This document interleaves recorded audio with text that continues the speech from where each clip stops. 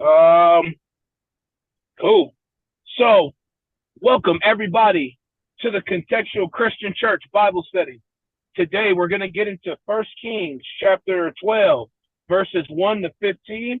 I'm going to go ahead and pray it in. So, everybody bow your heads. Father, thank you for getting us up this Tuesday, this great day, to get into Bible study as we're going to get into some more details. Now we're getting into after King Solomon's death, but we're still going to get some great lessons on what happens after death and what we learned today.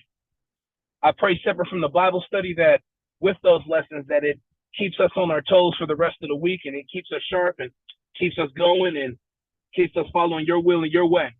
In Jesus' name, amen. Amen. Amen. All right. So last time we had, realistically, we only had one thing going on. We could summarize everything generically in one sentence.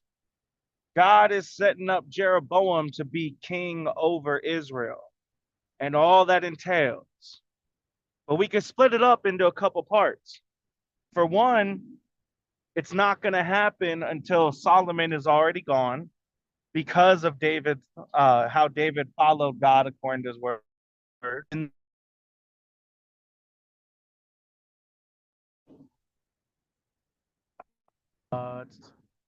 sorry, I got a call just now.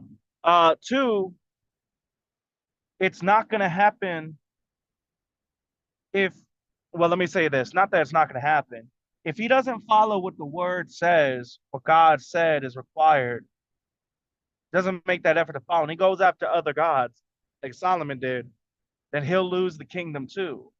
But if he follows what David did, in the essence of making an effort to follow God, then we see that what we saw was that he will be able to reign and his family will reign. But it also went out of its way to point out that David's family, even though Solomon caused this problem, David's family is not going to have the punishment going on forever. And so God pointed out that there would be 10 tribes that of being in leadership or authority would be under Jeroboam. But there would be one section that would be left to Solomon for David's sake and for Jerusalem's sake, so that there would be an establishment of God's promise being guaranteed, because he said it would come out of Jerusalem. But we didn't get any information on the other tribe. But when we look at it from the perspective of being of all Israel that he's talking about, that he would be over, then we think about it from that perspective, the most likely answer was the tribe of Levi, the priesthood, which is God's inheritance, God's chosen. That's his tribe. So we aren't 100% sure, but we are 95% sure that that's what that is, based on how it went through all Israel, not just under Solomon. And now we're about to get started today in chapter 12. All And right. go ahead, I'm gonna Charles, when you're be ready. I got you. I'm gonna be reading First Kings chapter 12, verses 1 to 5. I'm gonna give it a couple seconds. All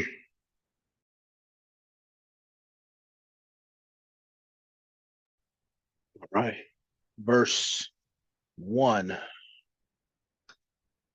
And Rehoboam went to Shechem, for all Israel were come to Shechem to make him king. And it came to pass when Jeroboam, the son of Nebat, who was yet in Egypt, heard of it, for he was fled from the presence of the king Solomon, and Jeroboam dwelt in Egypt. And they sent and called him, and Jeroboam and all the congregation of Israel came and spake unto Rehoboam, saying, Thy father made our yoke grievous. Now therefore make thou the grievous service of thy father, and his heavy yoke, which he put upon us, lighter, and we will serve thee. And he said unto them, Depart yet for 3 days, then come again to me. And the people departed.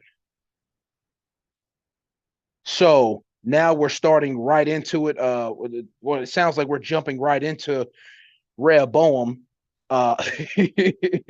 his situation in which you're talking about in the summary about Jeroboam having the 10 tribes. Jeroboam hears about first. Jeroboam hears about the death of Solomon, and oh, okay, cool. The death of Solomon's done. Let me come back and talk to Rehoboam. And verse 4 is the way they set it up. Let me try to reread this for a second. Our father made our yoke. Now therefore make thou the grievous service of thy father, and his heavy yoke which he put upon us lighter, and we will serve thee.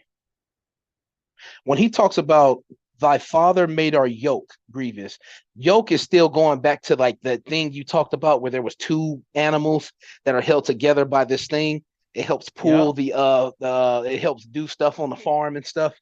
And in this instance, the yoke made our yoke grievous. You could take it literally, but metaphorically, we're talking about the situation of giving Jeroboam the 10 tribes and Rehoboam having the 1. Let's make this happen now. Hold on, Charles. How could you possibly take that literally? Are they wearing a yoke right now? No. Are they animals? No, they're not animals. So how could that be literal? I can't think of a way. But I was explaining it metaphorical. Yeah, but you said you could take it literally. No, you can't. That's what you were going with. Okay. Yeah. In order for it to be literal, they'd have to be animals who plow the field. Because what does the yoke do? What did we just talk about? Bringing the 2 animals together. But for what? Oh, for like, for work, on the farm. like their workload, how heavy, how much they got to deal with in life. If it's metaphor, if it's literal, you're talking about putting a massive piece of wood holding 2 people under it to plow a field. If you're talking literally, so there's no possibility that could be literal.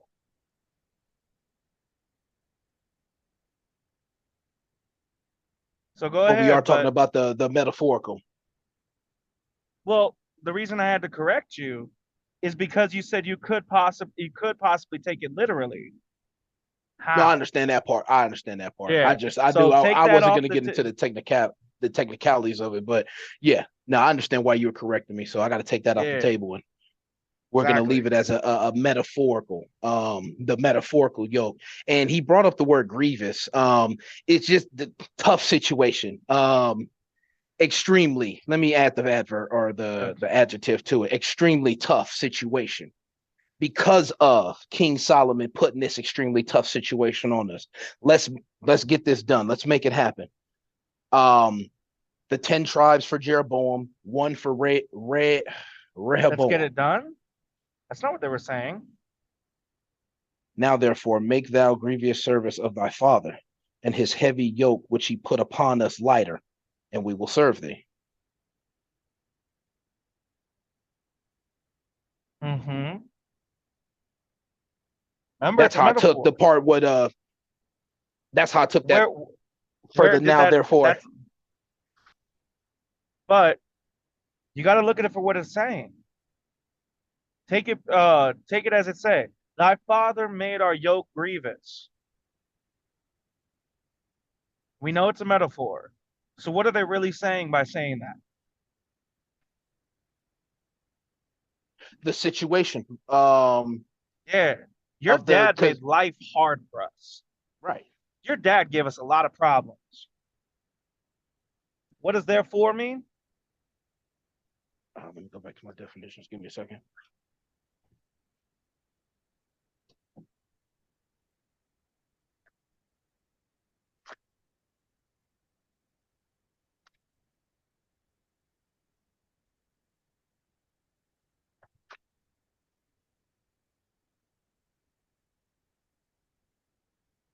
For everybody, when you see the word therefore, wherefore, what have you, it could either be used as the word because, or with this in mind, I'm now saying this. You do it either way, depending on the context. Wasn't therefore So, because of what I said. yeah, because of what I just said. So what did he just say? Your dad made life hard for us.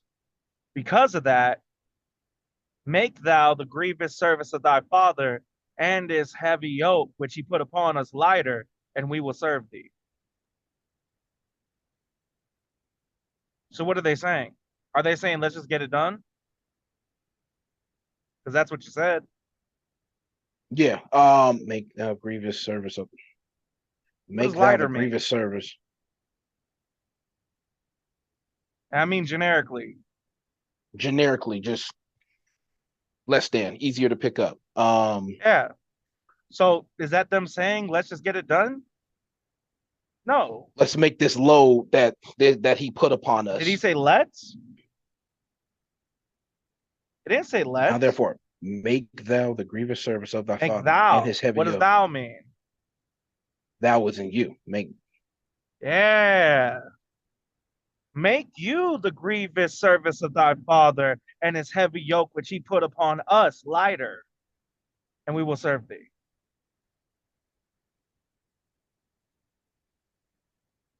That's not saying let's just get it done, Charles.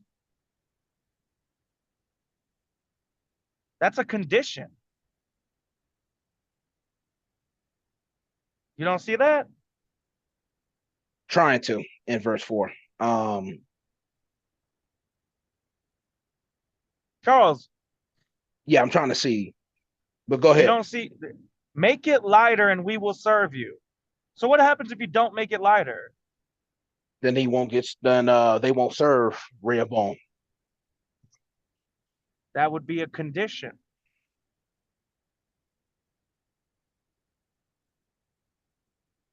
So what you're That's saying not, is when he brought up, now therefore make thou the grievous service of thy father, is he not telling Rehoboam, take the one tribe that you're, then I got to take the 10?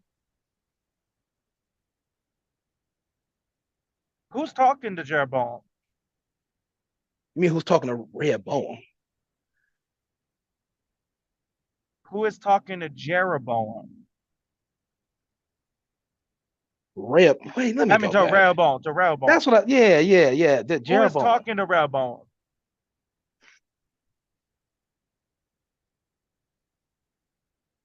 Is I it just one said it, person? Jeroboam. No. And Jeroboam and all the congregation of Israel came. All the congregation of Israel with him. It ain't just Jeroboam. This is all the congregation of Israel. Telling Rehoboam, make the grievous service for the hard life that we had from Solomon, make it lighter and we will serve thee. That's what does it mean to say, let's just get it done? When I brought up, let's just get it done, I'm bringing up the point of the 10 tribes to Jeroboam, 1 to Rehoboam. But you're adding something that's not there, or you're taking away something that's there. Again, I'm gonna ask, what does the phrase mean, let's just get it done? Let's do it. Just do it. Does that include conditions? Oh, no. You see where the problem is then? So basically, re-explaining it, Jeroboam and the congregation of Israel is telling Rehoboam to, because of the situation that King Solomon put on us, this tough, extremely difficult situation that he put us in. Now, for you to take your part, your load, and will serve thee. What? Where did it say you take your load? From the now, therefore, make thou the grievous service of thy father. Yeah, make and thou the grievous, not make not thou your grievous service, the grievous service. You're adding to the word that's not there. You got to stop doing that. Just read it as it says. Make thou, make you the grievous service of thy father and his heavy yoke. Is that separate, or is that two things connected? That's 2 things connected.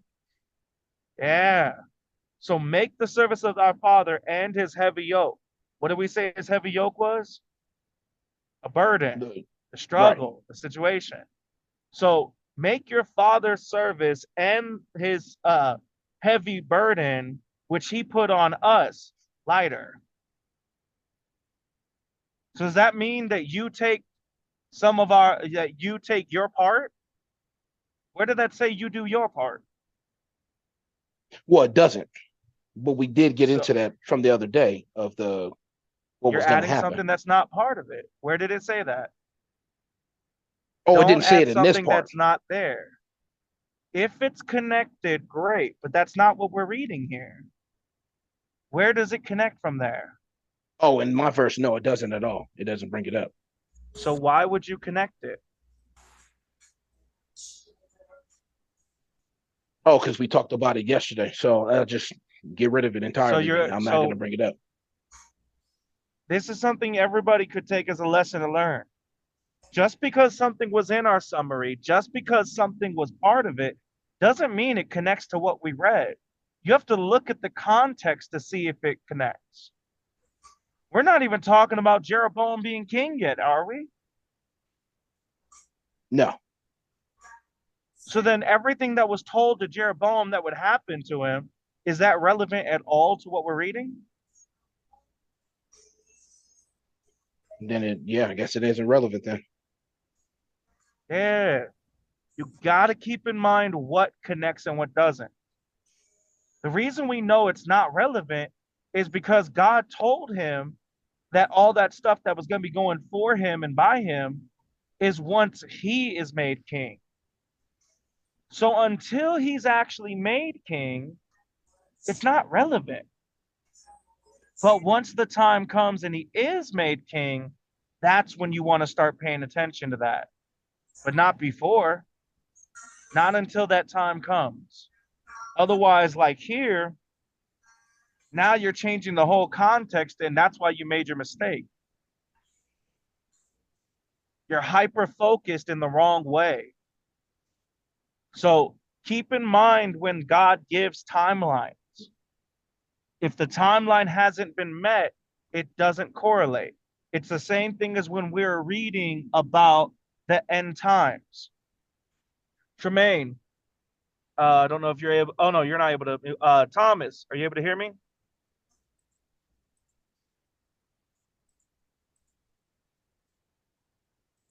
Your mic is on, but we can't hear you. Hear me? Yeah, there we go. All right. How did we know that the end times had not happened already yet when we were reading in Mark? Because the prophecies that God prophesies didn't take place yet, or they may have, but not entirely. Exactly. So you see that, Charles, from how we know that it's not happened yet is because it said all of those things were going to happen over the course of one generation, and they haven't happened yet. There's been similar things, but not entirely. So we know because God gave a time frame, we know what to look for if it's actually the time. In the same aspect here, we know that all that stuff is irrelevant right now because God said that all that would happen when Jeroboam becomes king. But Jeroboam's not king yet. So always keep in mind, yes, it's important to remember what we read, but only when it's relevant to what we're actually reading. If it's not relevant, you now create a context where you change the entire wording of that. Is it a small difference or a big difference to say, Charles, that, well, let's just get it done versus you make our load lighter, we'll serve you? Is that a little bit different or a lot different? A lot different because you added the condition.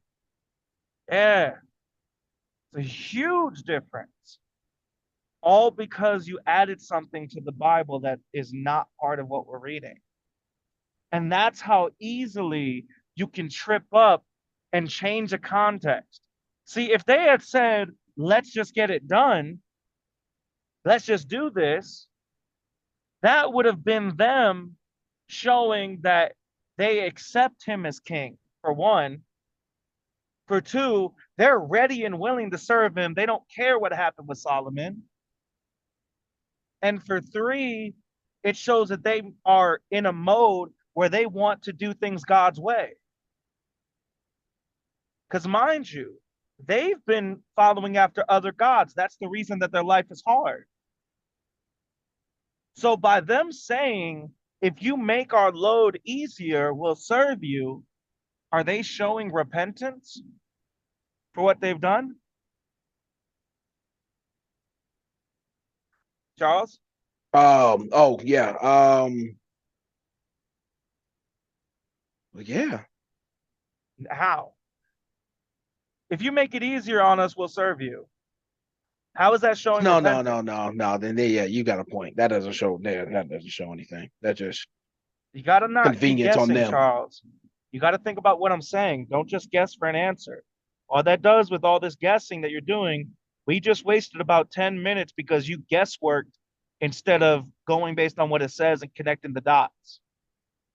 So everybody had to wait because instead of getting the context, you guessed, and we had to go through this whole thing, which is not to tear down or something, but it is wasting people's time and takes away the focus. Now we're focusing on the explanation instead of what actually was read. So you got to stop guessing. Look at the word, look if it connects, see if the dots connect. If it doesn't, leave it out. If it does, bring it in. And then the parts that do connect, bring up. If it doesn't connect, leave it out. That way we're focused on what we're reading and not so much on the correction, though it is a positive thing to get the correction. But I've already gone through this many times with you guys. How many times have I talked about guessing? Maybe 1,000 at this point? Stop doing it. Work on finding the context and figuring out how the dots connect. Don't just add something to add it because it sounds good. All right? Got it. Retry the whole thing because of that. And remember to go in order 1 to 5 when you're doing your understanding. So for verse 1, Rehoboam went to Shechem, and all of Israel went there to make him king. Verse 2, Jeroboam, son of Nebat, he was already in Egypt. Already? Who was yet in Egypt, heard of it, for he was fled from the presence of King Solomon, and Jeroboam dwelt in Egypt. So yeah, he was in Egypt. No. You said he was already in Egypt. Are they going to Egypt? I didn't say they were going to Egypt. It's just literally just said in the end, and Jeroboam dwelt in Yeah, Egypt. to say he's already means that somebody's going over there. I'm already at the store waiting on you. Versus, I've been at the store because I don't want to deal with my wife. Changes context. Wait, how's that different? All right. If I were to say I'm already at the store, that means that I'm waiting for someone or something. I'm waiting on you. I'm waiting on something. If I was over in the store because I was trying to get away from, I don't know, let's just say Jessica, my ex. I was trying to get away from Jessica, so I was waiting in the store. One of them is waiting for somebody to meet me, whereas the other one is not waiting on someone, but just over in that area. The word yet here could be better replaced with the word still, who was still in Egypt. Not already, because already implies that people are going to go to Egypt. Are they going to Egypt? Oh, I didn't know already was implying that at all. Never have I even heard it implied that way. So You've never heard somebody say, I'm already at Walmart? That implies that the I've goal heard. is to go to Walmart. Well, I've heard people say I'm already at Walmart, but not other people coming with. That's why if No. that's I'm how it's talking about used, then the location where is the goal. That's what I'm saying, like where they're going to. If I say I'm already at Walmart, why would I say that? Because somebody else wants me to go to Walmart or because they're going to go to Walmart? I'm letting them know I'm already there ahead of time. You see what I'm saying? Whereas if I say I'm still at Walmart, that doesn't show as Walmart is the goal. One makes the place, the location I point out, the goal that we're going to or need to get to. The other shows that it's just the location I'm at. So because I use already, I made it sound like Jeroboam's goal was Egypt. Yeah. Because when you Okay. said, and it came to pass when Jeroboam, the son of Nebat, was already in Egypt, you make it sound like the goal is to go to Egypt. Okay. Just like the example of I'm already at Walmart. The only time we would use that is if somebody wanted something from Walmart and they're going to ask me to grab it, or if they were going to go to Walmart, but I'm there already. So I could take care of whatever. It's a future goal word. So I'm I'll just already say at that there. Yeah. for verse 2, then Jeroboam was in Egypt. Well, son of Yeah. Nebat was in Egypt because he had fled from King Solomon, which we talked about him trying to kill him from yesterday. Good.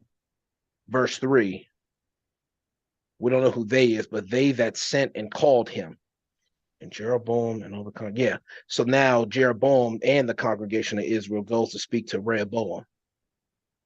And in verse 4, this is what they're saying. Thy father made our yoke grievous, as in King Solomon made our metaphorical situation very difficult, very tough. Our metaphorical mind. Now, therefore, make thou the grievous service of thy father. Because of what I just said, make the, yes, and thou, you, make you the very difficult service of King Solomon, your father, and his heavy situation, which he put on I would us. use Make it burden lighter. instead of for yoke. Burden is Burden. easier to understand when you're trying to explain and you're trying to understand it for yourself. So whenever you read the word yoke, think burden, unless it's literally talking about a yoke and not a metaphor. Okay, so because of what I just said, make you the difficult, very difficult service of your father and his heavy burden, which he put on both of us, make it lighter, and will serve Both you, of us? which he put upon us. There you go. I was confused at that. You said both of us. There's the both is not in there. And both implies you as well. Well, Solomon didn't have a heavy burden, did he? The king didn't have a heavy burden. It was the people that had a heavy burden because of the king. Which he put on us as in the congregation. Yeah. Make that lighter. And we then make that lighter and we will serve you. As in, and then I had to bring up the condition. Next, verse 5. Then So you Rehoboam got to says, actually explain that though. Explain that like you're talking to a 5-year-old. I thought I just did. Let me do that No, all over again. because you just reread it. You didn't actually explain it. Just simplify it. What is the point they're getting at? The point for Jeroboam and the congregation of Israel is telling Rehoboam, this heavy burden, make the heavy burden lighter for us, for all of us, congregation. Make it Easier make it would be lighter. a better word than lighter. What it? Okay. The 5-year-old understand make the burden lighter? Not normally. If you say make it easier on us, that they might understand easier. Make this heavy burden easier on us. and will serve you. And then don't forget to add the point of what that means in reverse.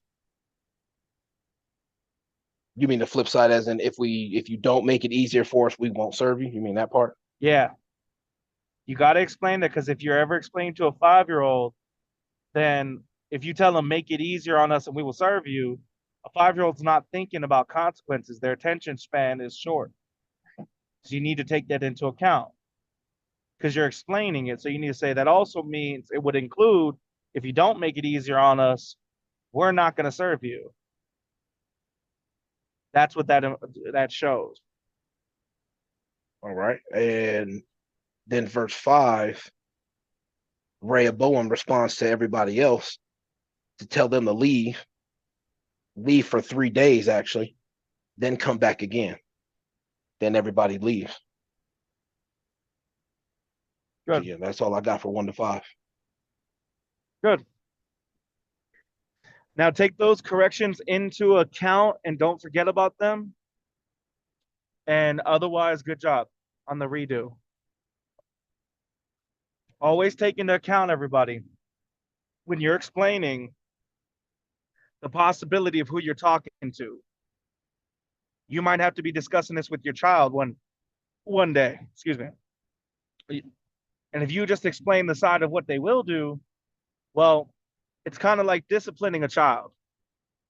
If you tell the child, you're wrong for lying to me and not being upfront with me, and because of that, you got your toys taken away for a couple days. And if you leave it there and all you do is tell them the punishment, then all they have in their brain is the punishment.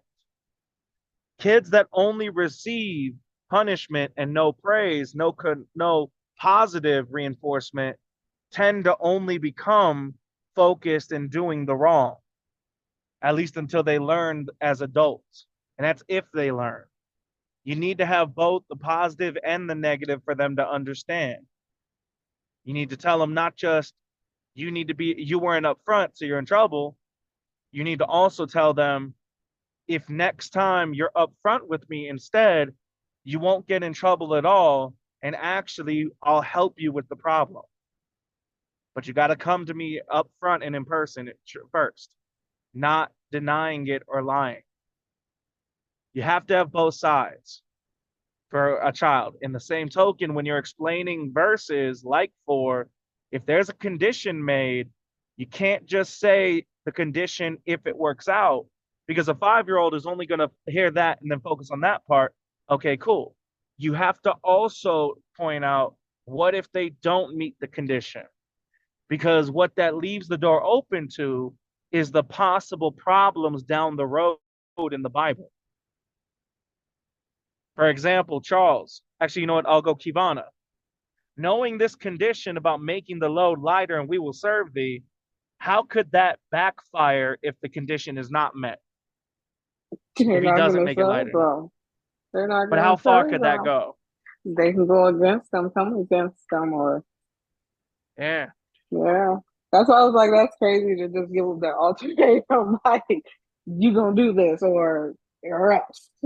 Yeah, exactly. That was crazy.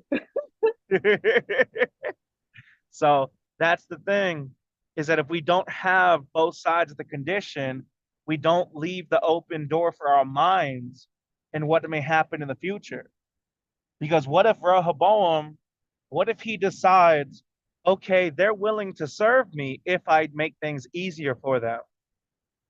But in order to do things God's way, I got to make things more difficult because they're not following God. Well, that puts him in a position where now he has a choice to make. Do I choose the people or do I choose God? But if we don't have that condition, or if we only have the one side of the condition where it's only the part about making it easier and will serve you, well, now we leave out the other part of problem and possibility. Because if he has to make a choice between the people and God, and he chooses the people, is their yoke, is their burden, Thomas, is it going to be, or actually, you know what? Let me give Chris a chance. Go ahead and unmute Chris if you're able to. Go ahead. All right. So let's say, for example, with the same token about only saying the one side, if we don't have, let's say they have a choice between choosing God or the people now, because they said, if you make it easy, we'll follow you. And if God needs them to make it hard on them because they've been serving other gods, if he chooses the people instead of God, is it going to become easier for them? Is that No, likely? it's no, because they're not Exactly. following the commands. Exactly. Because that's the problem from the get-go, is the reason that life is hard to begin with is because they're not following, right? So in the midst of choosing the people over God, you're still choosing to go against what they want and making it easier. See, it puts out an interesting point and a lesson learned from this. People will say that they want something in life. I want a happy life. I want an easy life. I want things to be nice and simple in life. But they don't think about what it takes to get there. Chris, go ahead and keep unmuted. Can you have a happy and easy life without going through some hard times first? Typically not. Typically not. Exactly. So with that being said, you're going to have a hard life at some point. The only question is, will you have it at the end of your life or will you have it at the beginning? Will you sacrifice at first and then enjoy everything later? Or will you enjoy everything at first and then sacrifice later? Because those are the ways that life goes. So they want things to be easier, but they don't understand you're going to have some hard times in the immediate to deal with that. It's just like our economy right now, with them keep on printing money, and we think it's bad now because some of the prices of food and stuff has gone up. Well, when they start trying to actually fix it, it's going to get 10 times worse because all the printed money and everything has to be balanced out. So you think it's bad now, when they start fixing it, it's going to seem a whole lot worse. Otherwise, it's just going to get worse and worse, like a balloon being filled up bigger and bigger until it eventually pops. So we're going to have to deal with even harsher times that we're dealing with now in order to get to the times that we really want to have. Now then, back to the context and everything, that's what they're really putting him in a position to choose. The people are God, possibly. Now on to the second section. All right. Any comments or questions, actually, before we go to the second section? I'll give you a second to raise your hands.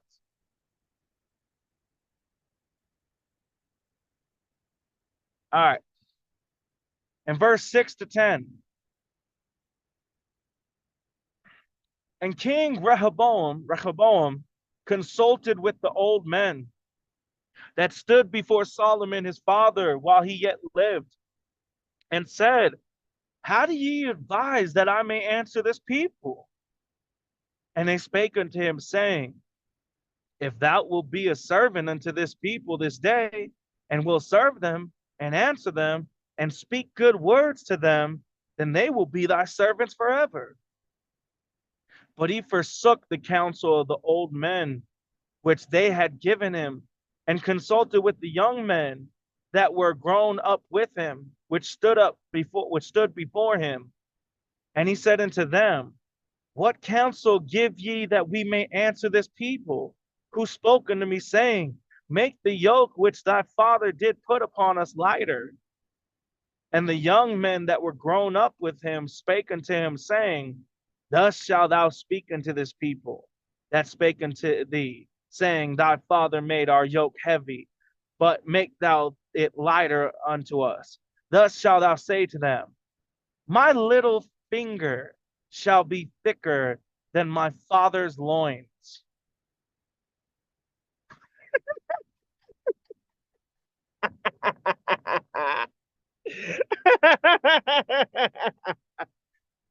Oh my goodness. this.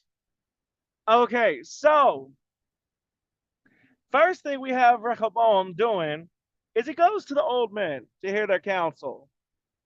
And he asks them, well, what should I do? They're asking me to make it lighter and that they'll serve me. What should I do? And they tell him that, all right, cool. If you will do right by the people, serving them and answer them and tell them good words to them, they'll be your servants forever. So in other words, if you do right by the people according to what they want and tell them what they want to hear, they'll be your servants forever. Now, considering how they talk to him, that's that is crazy. If you make it easier on us, we'll serve you. And the old men are telling them, look, be a servant unto your people and speak good words to them. Okay, here's the thing. If you're in the wrong, can I speak good words to you, Kivana?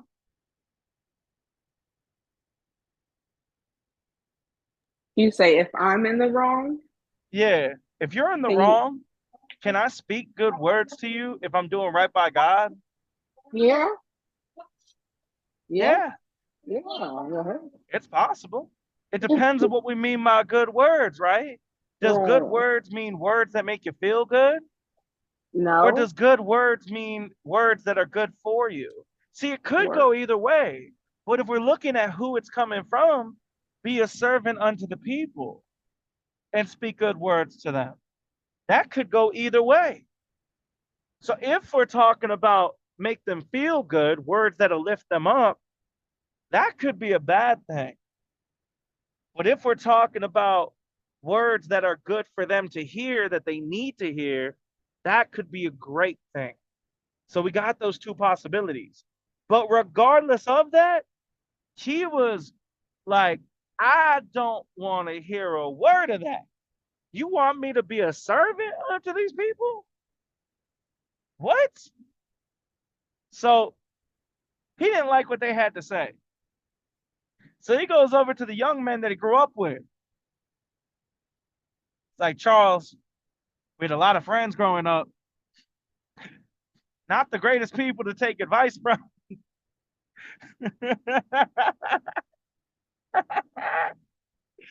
Oh man, we had some friends. I think all of us have had Chris, Kivana, Tremaine. I think we've all had some friends growing up that we thought were super intelligent, and the whole entire time their advice was complete bunk. It was horrible advice. But we thought they were super intelligent. We thought they was the man. They was the it girl. They had it all going on, going right. And then we look at those same people from school today, and they bumming it. They not doing nothing for themselves. Sometimes even still living with their parents, or maybe move back in with their parents. And so it's interesting how, like, we look at it from that perspective. We got a comparison of old men to young men. But notice one thing, though. There's an assumption that's shown here that because it's the old men, that maybe they're wiser. But that's not necessarily the case. Kivana, you ever met somebody older than you by at least 10, 20 years that is a complete fool and you should never take advice from them? That's why they're called old fools. Yeah.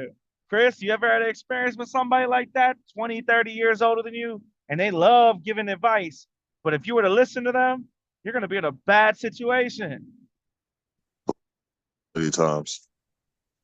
Yeah. So there's a possibility here that he's just getting advice from the people around him. But as far as we've seen, everybody turned away from God. Charles, did these people seem like good people to take advice from? Talking about the young or the old. Both. Do either one seem like they should be good considering the Yeah, situation? they both seem like fools. Yeah. So it's good he got counsel, but this is a good lesson for us to take for us today. be cautious who you get counsel from. Don't just assume because they're older that they're wiser. I don't know how many people told me how to succeed in life that were older than me. And every single one of them is bums, not doing well. Couldn't even afford to stay where they're at. And not out of disrespect, but out of a lesson learned. My grandfather and my mother's side and his wife, they owned businesses, had all this money saved up and all that. They had their own place in California. That's your first mistake, but they did. Now she's living with my mother, and my mother and my grandmother on that side. My mother's boyfriend or ex-boyfriend lives there because they need the help to pay bills. And they were telling me growing up all the time how to be successful, how to do this, how to do that. But look at where you are in life. You're in your 70s and you need your daughter's ex-boyfriend, they're not even together, to live as a roommate to afford your bills. And you're still struggling. Kivana, do you want to be struggling and being in a situation like that when you hit your 70s or 80s? No, sir. Not at all. Chris, do you want to be in a situation like that? Your daughter's ex is living with you guys. They're not even together because you guys can't even afford to pay your bills. I don't think anybody wants that. Nobody wants that. But they were the ones trying to say that they knew how to be successful. They had a business going. They had their own place. They were in a great part of California. But look at where you're at now, towards the end of your life, and you can't afford your bills fully? Charles, I'm going to just say this right now. If I ever get to the point where I have not taken care of myself to that level, shoot me. DNR, do not resuscitate. Kill me. Let me go to Jesus. Because 70 years is too much time, considering that they were able to work at age 10, 11, 15. Let's just say 65 years. That is too much time to be having to start over. So just because someone is older does not mean that they're wiser. And just because you grew up with somebody and you trust them, it doesn't mean that you should really trust their wisdom. So then we go into this from him asking the younger, and the younger men tell him, all right, they told you that you wanted to that you got to make their load light, their burden easy. You got to make it easier on them to deal with things in life. You should tell them this: my pinky will be thicker than my father's loins. In other words, it's a manhood measuring contest, and my father ain't even gonna hold a candle to how big my name is and how big I am. So everybody's sitting there telling you that they want you to make their life easier and they'll serve you, and you're gonna respond by telling them, look, you think it was hard with my dad? That ain't gonna be nothing compared to what it's like with me. That's even worse. At least the old man said that you should appease the people, make them feel good, tell them good words, make it easier on them. The young man was like, tell them, screw you. You ain't even going to be ready for how far I'm going to take it. That's what the young man told him to say, which is crazy. The whole situation is screwed up. But it goes into what God had said, what was going about. And Charles, this is where the part of Jeroboam would come in. We see how the craziness and the chaos is coming in with the son of Solomon. We see where it's starting to lead into. This advice is bad on all sides. So we'll see where it ends up going.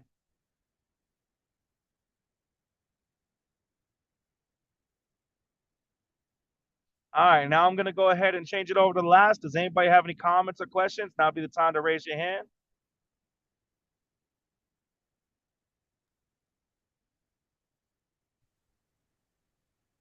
All right, then go ahead, Charles. But remember the correction from earlier. Don't add things that are not part of it, but do connect things that are. Only do based on what it says and where the context is. All right. I don't know if you saw the title, but I'm gonna read First Kings chapter 12, verses 11 to 15. I gotta I'm gonna fix give it a that. couple seconds. I was about to say you didn't have to. We kind of all see it. We know. Yeah, but I gotta fix it for the people that may watch it later. Just give me 1 second. All right. This will be quick. Well, technically a little bit more than 1 second, but you know what I mean.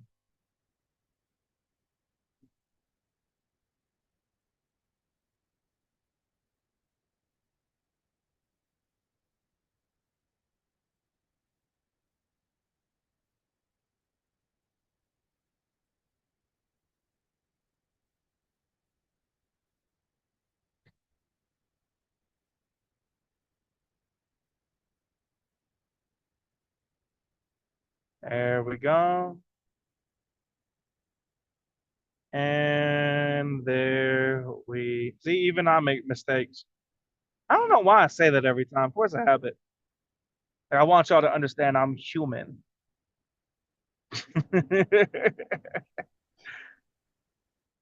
All right. There it is. So, yep, I'm going to be reading First Kings chapter 12, verses 11 to 15.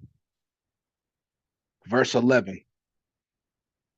And now, whereas my father did lade you with a heavy yoke, I will add to your yoke. My father had chastised you with whips, but I will chastise you with scorpions. So Jeroboam and all the people came to Rehoboam the third day, as the king had appointed, saying, come to me again the third day.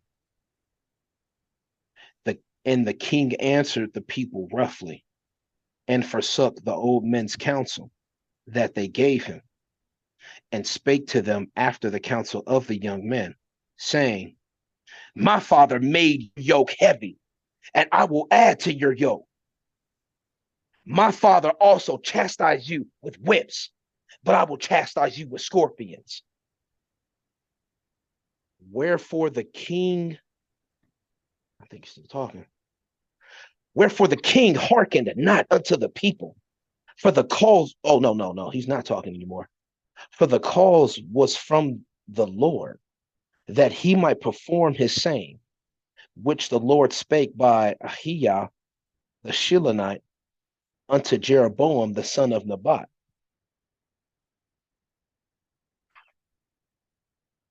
All right, so let me reread something real quick.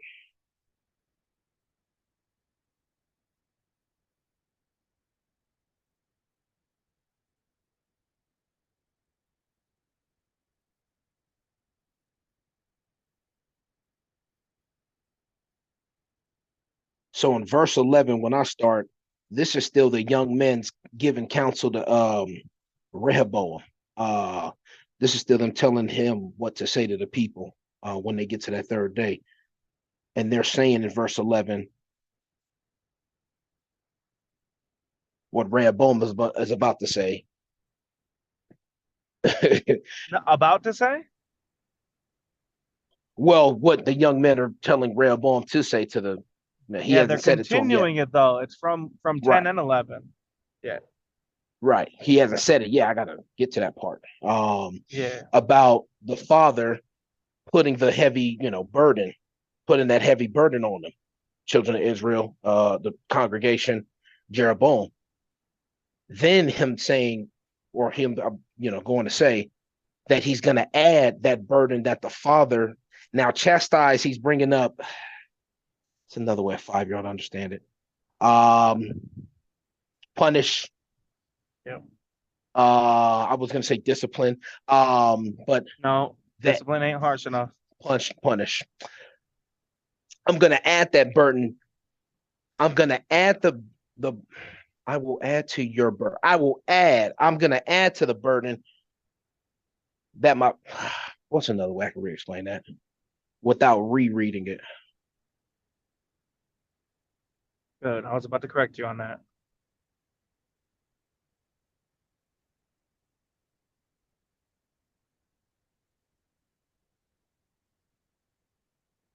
I'll add to the burden. I'll add to the burden that my father had put on you guys. Yeah, but like, okay, so you could say that differently. Like, how would we say that today? Would we say, I'll add to your problems and I'll add the problems that you have? No, there's another way that we would normally say it today. Instead of saying I would add to the problem, some people would say I create more problems for you. No, it Instead wouldn't of be just like saying I would that. add problems. It would be a comparison of, I don't want to give it this, I'm gonna give the answer away. No, don't. I'll say it like this: make your problems. I'll give that hint. Make your problems.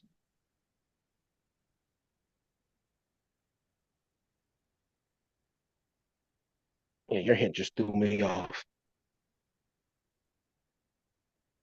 It's in because he's talking about adding to the burdens and about how the father had punished them with whips metaphorically, but he's gonna punish with Not scorpions necessarily metaphorically. metaphorically. Chastising and punishment could be literal there. Then I The have to leave yoke it as is a possibility metaphor. because I Yoke have is to leave it as a metaphor, but the whips I have to leave that as a possibility because I don't remember us reading him actually. so You see what I'm saying? if you were to compare whips and scorpions here, how would you compare them in levels? If you were to tell somebody that what he's saying, like whips are one level, but scorpions are, the only way I could even try to even remotely try to compare whip is the physical punishment that's gonna, you're gonna bleed and it's gonna leave some pain. Scorpions will kill you, depending on which scorpion it is. It's not just the sting.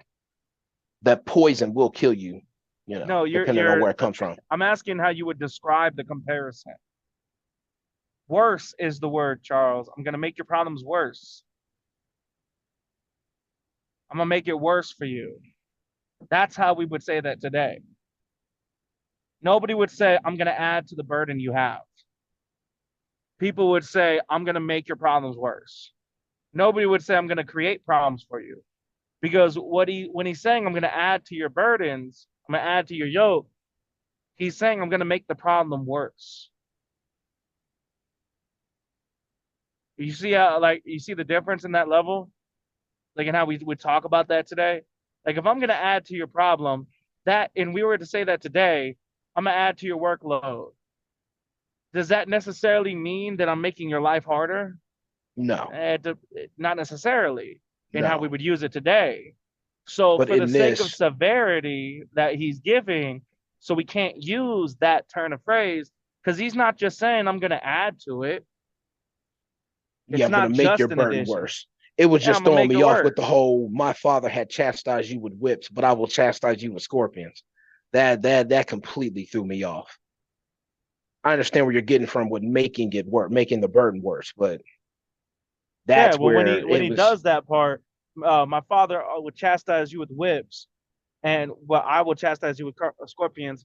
I said, how would you describe comparing the two? And instead, you went in to say what happens in those two. That's not comparing the two. Comparing the two means saying, how do they relate? You got to think about the words I'm asking you. If I'm saying, how would you describe comparing the two? What I'm asking you to do is give me a sentence that describes the comparison. Oh, if what You I see brought what up wasn't it, then I don't know. Well, you weren't comparing at all. You were just explaining what happens with each. If I told you, I'll give a perfect example. This is good for everybody to learn this. This is a great lesson learned. If I were to tell Kivana, explain to me how you would compare water to ice. You want me to compare that? Yeah, I want you to explain to me how you would compare that. One is frozen, hard. One is a solid. One is a liquid, but No, ice is made out of water. because what you're see, you did the same thing that Charles did. You're not comparing them by doing that. What you're doing is saying what they are. Comparing is saying So they're both water. how they're different. Not the fact that they are, but how they're different. Well, ice is colder than water. That's a comparison. Ice is harder where water is liquid. That's not a comparison. That's a statement of their existence. You see what I'm saying? So how would you compare it? So if I was to say, if somebody asked me to give me an explanation comparing whips to scorpions here, I would answer with saying something along the lines of, well, whips are bad, but they're saying that the scorpions are worse, and he's going to use scorpions this time. It's the fact of using the word worse is the comparison. Without the worst part, you're not comparing, you're just stating how they are. Like if I was to tell you to compare your kids to me, and you told me, well, James is 5 years old and Sandra is 2 years old. You didn't give me a comparison at all. You just stated their ages. You see what I'm saying? But if you were to say, well, James is smarter than Sandra, now you're comparing the two. You see what I'm saying? Yeah. So, and that's when I ask you guys to give me an explanation comparing. That's what I mean when I say that. If I'm asking you to compare something, I want you to show how they connect, not just what they are. You see what I'm saying, Charles?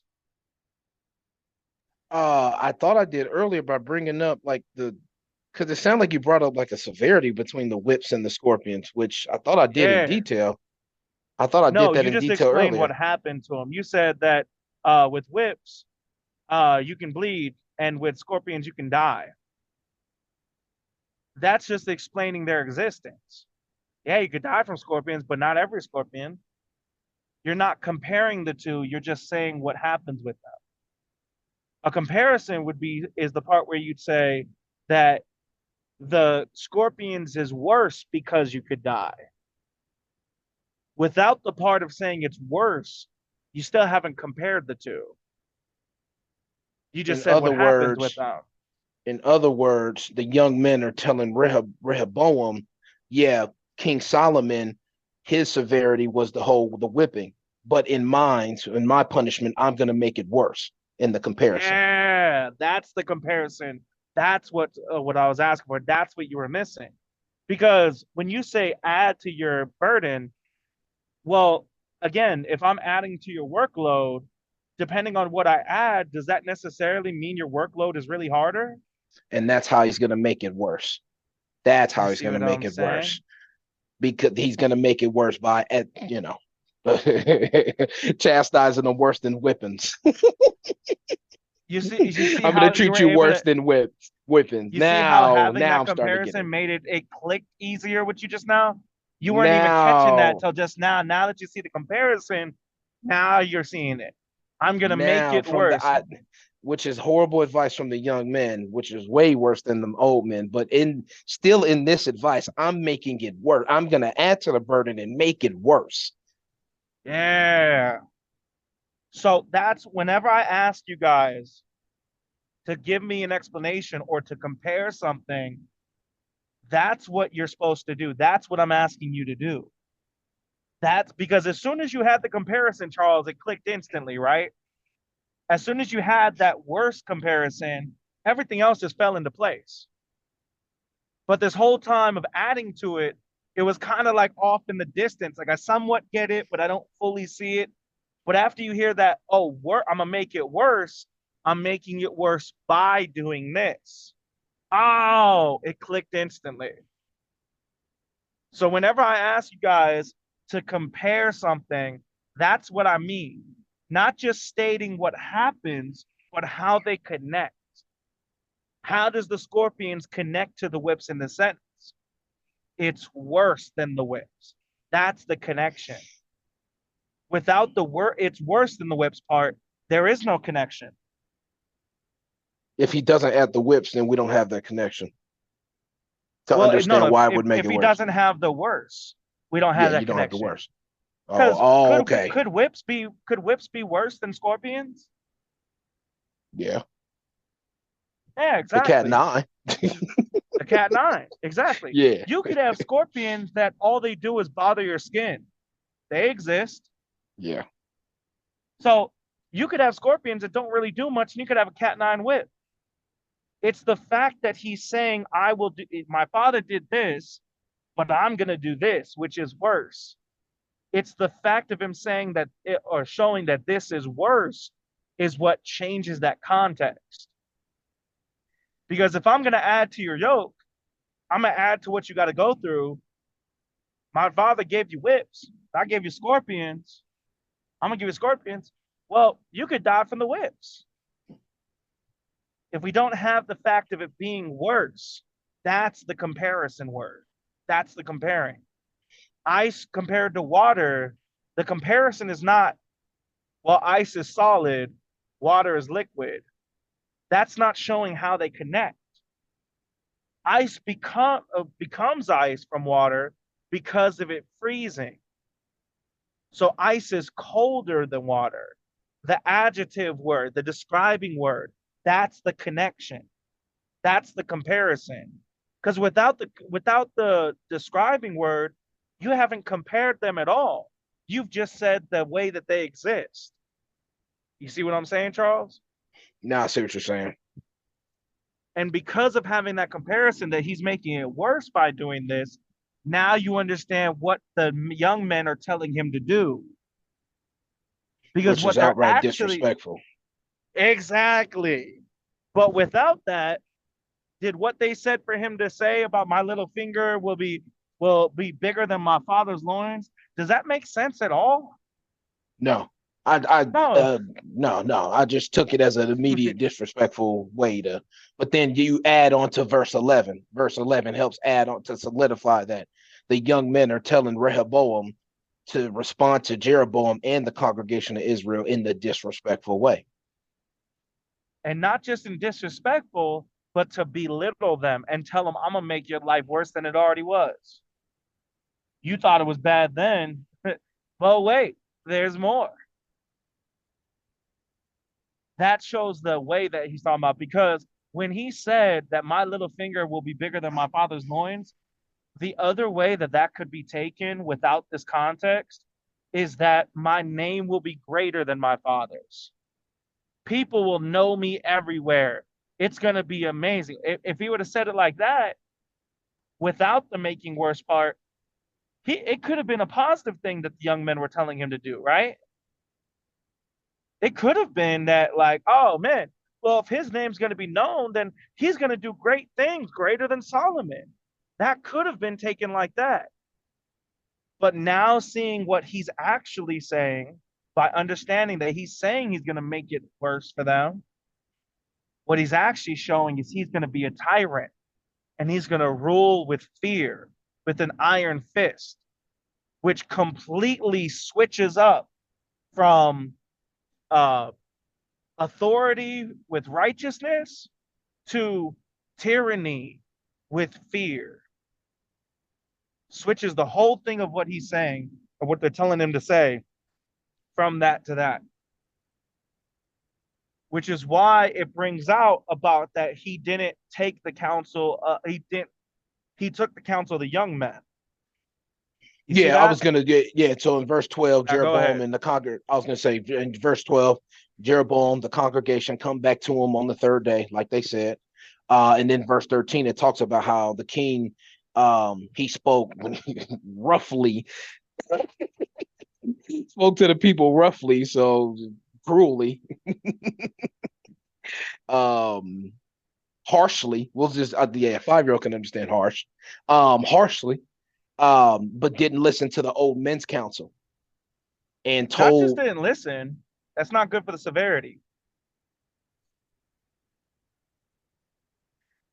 I What does could it mean change to forsake? forsake, turn away. No, turn away is not strong enough in our day and age. Turn away is not strong enough. Something stronger. Completely just ignore it and completely forget about it and completely just go away from it. I would say that's the same thing as turning away, not strong enough. I would say threw it out the window. Because to Do it in forsake the trash can. something Okay. is not Okay. just yeah, because if I forsook you, Charles, I didn't just turn away from you for the moment. I gave up on you, period. Yeah. I don't want nothing to do with you, at least temporarily. I don't want nothing to do with you. That's forsaking. So if he forsook the old man's counsel, he didn't just ignore it. Do it in the He trash didn't. can. He threw it in a trash can, which is more than just ignore. But like, man, these old men are fools. But that also adds context to what the old men were saying. What did it mean when they said to speak good word unto the people? Oh, serious question. Yeah, When they brought up the because now we have the serve context to them and understand answer it. them and speak good words to them, as in speak good words into them. Good. Well, what's another way? Tell them what they need to hear, but in a good way, not a. Yeah. Tell them See, what they now, need to hear, but in a good way. That's the only way I can explain it for a 5-year. That's the dumbest way I can do it. no, that was good. Tell them what they need to hear in a good or in a nice way. The thing is, we didn't have that context when we read it through my section, did we? We just read it. We didn't have like a solidified like answer. We had like Yeah. a, what did you say? Like, did he mean make them feel good? Did he mean like tell them like righteous things? Like, no, all they were saying is just talk to them like human beings. Tell them what they need to hear, but talk to them like human beings. Don't talk to them like you're talking down to them. That's what they meant.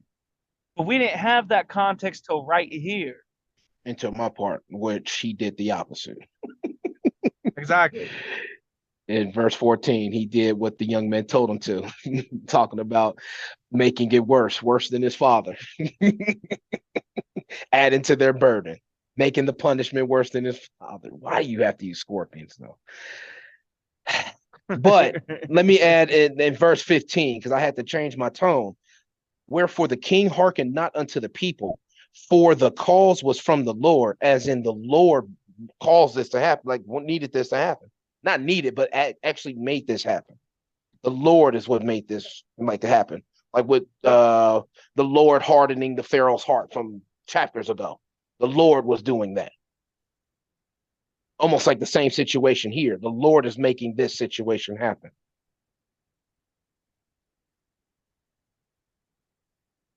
But why? Yes, but why? Oh, Another okay.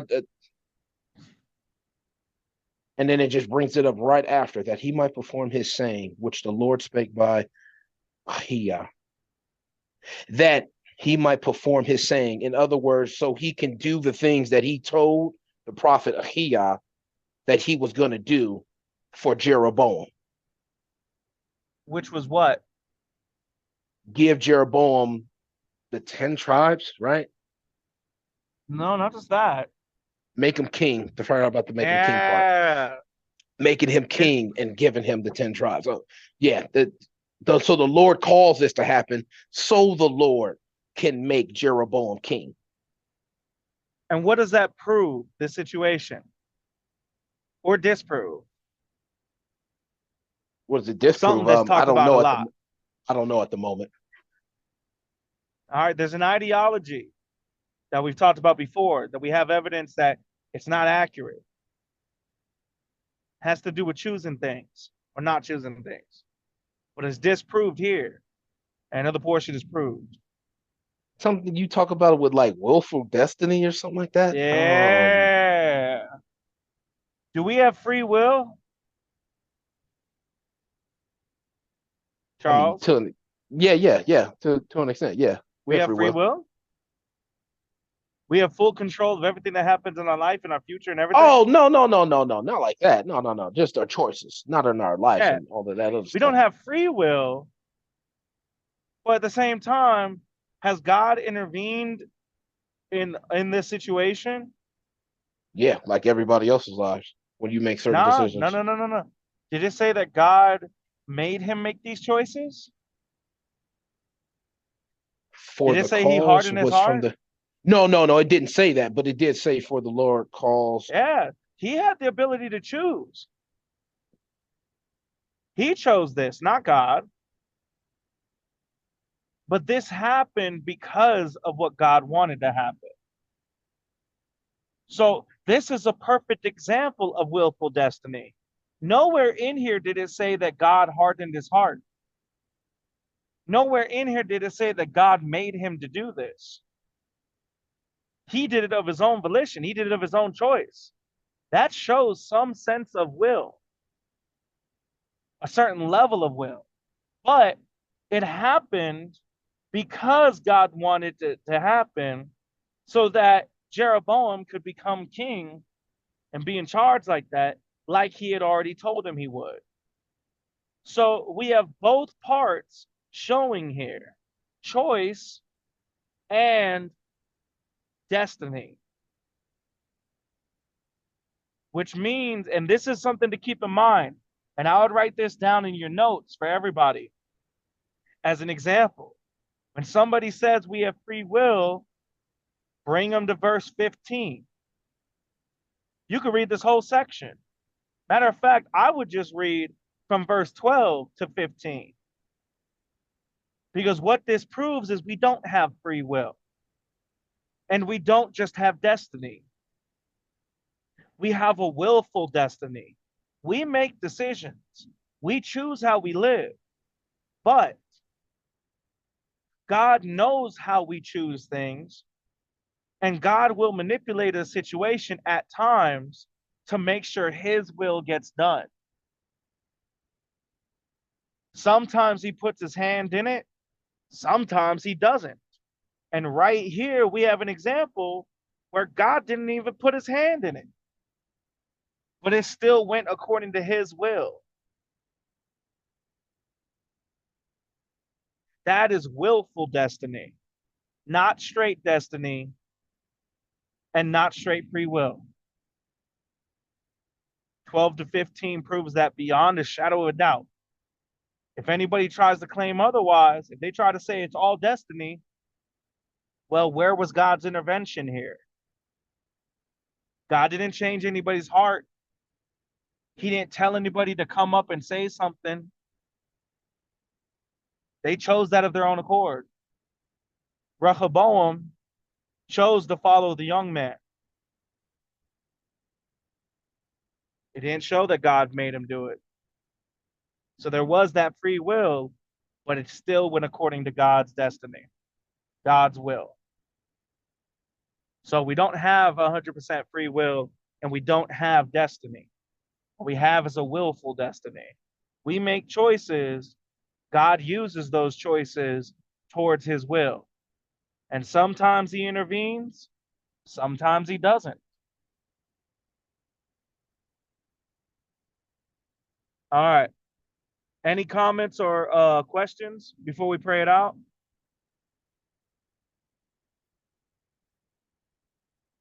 Then Charles, why don't you go ahead and pray us out? All right. Everybody go ahead and bow your heads. Father, thank you for showing us Solomon's kid's decision. Thank you for showing us the willful destiny. Thank you for also giving us some lessons in this. I pray that after the Bible study that will be after the notes and after the rereading and after the reflection that we end today on a good note, start tomorrow on a better one. In Jesus' name, amen. Amen. Amen. Amen. I hope everybody was able to learn some extra stuff. I feel like today was a great day for learning how to study more than just what we read. All right. Talk to you guys later.